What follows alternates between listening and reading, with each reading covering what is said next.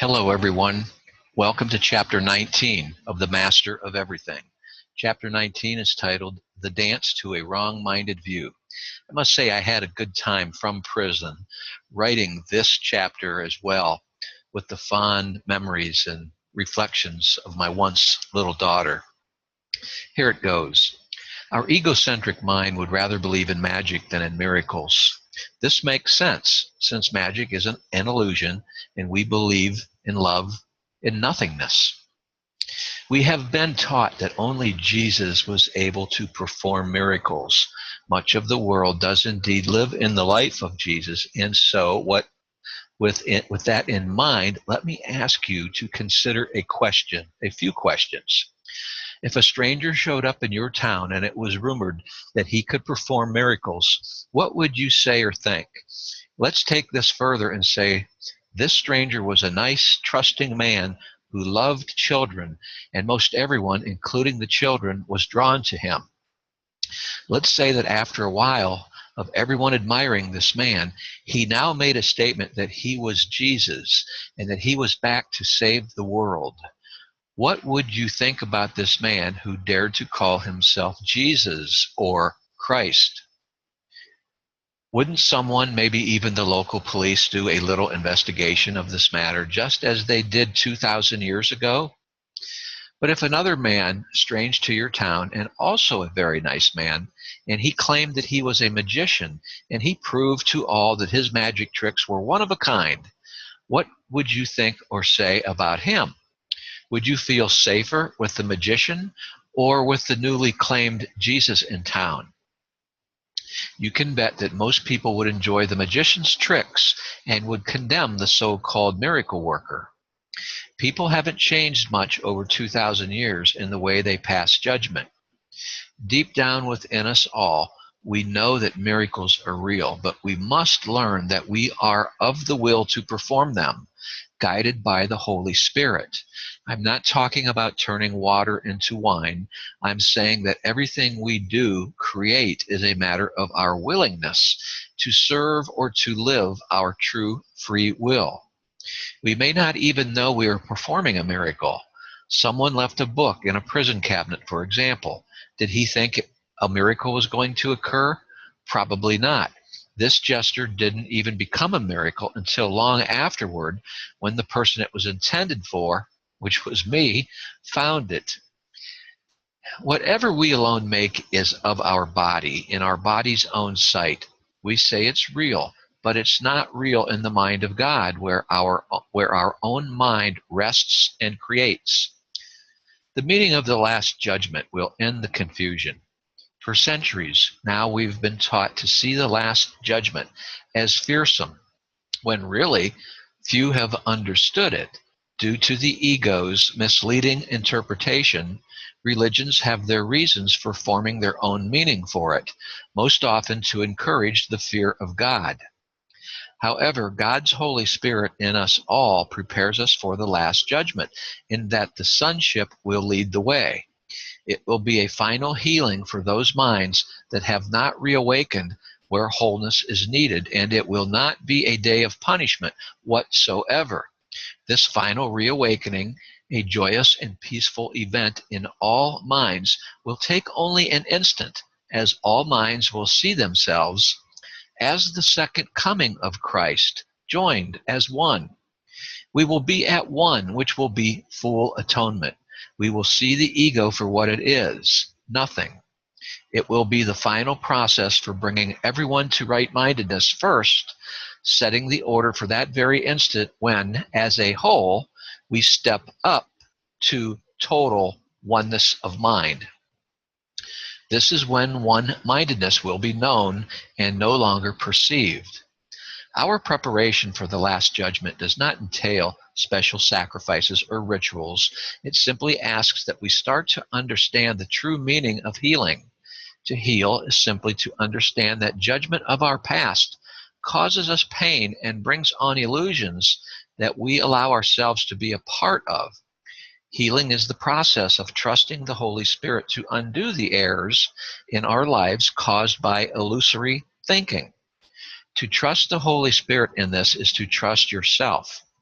The more we're able to see our true free will, the more our split mind will shift over to right-minded perception, which strengthens our abstract vision that we talked about a few chapters ago. This is a shift toward total right-mindedness in our thought process. We have to have right-mindedness before we can step up to one-mindedness. Once again, perception of any kind is not to be considered knowledge, but right-minded perception is a stage we must first enter in order to cross over the bridge to knowledge. Therefore, when you have begun to learn and lean toward right-minded thinking, you are in a healing mode.